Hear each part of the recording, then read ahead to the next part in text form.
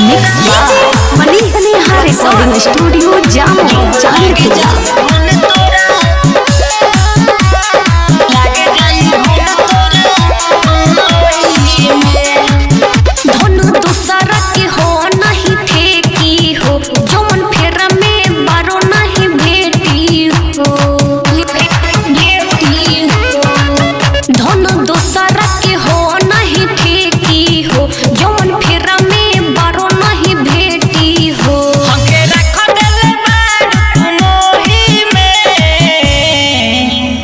लाग जाई घुन तोरा ओही में, हमके रख देले बारू मोही में,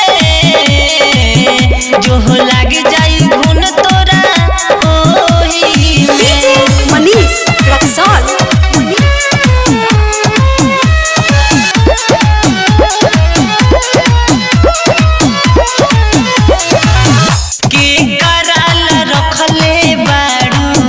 बचाई के धान हो दीही नाही माजा भतरा मन जाई छछान हो, मन जाई छछान के कराल रखले बारू बचाई के धान हो दीही नाही माजा भतरा मन जाई छछान हो। भीतरी के चीज तू ना देख पाइबो, हमारो लेबे धाके बटोही के, जो लाग जाई घुन तोरा ओही में, हमके रख देले बारू मोही में, जो लाग जाई घुन तोरा ओही में। Mix by Sneha recording studio Jamo Chandpur.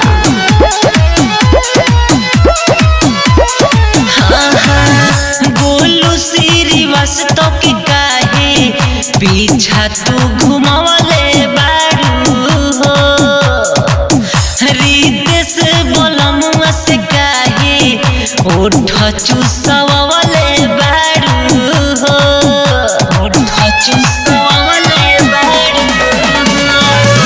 Golu Shrivas तो की काहे पीछा तू घुमावले बारू हो, रितेश बोलमुआ से काहे ओठ चूसवावले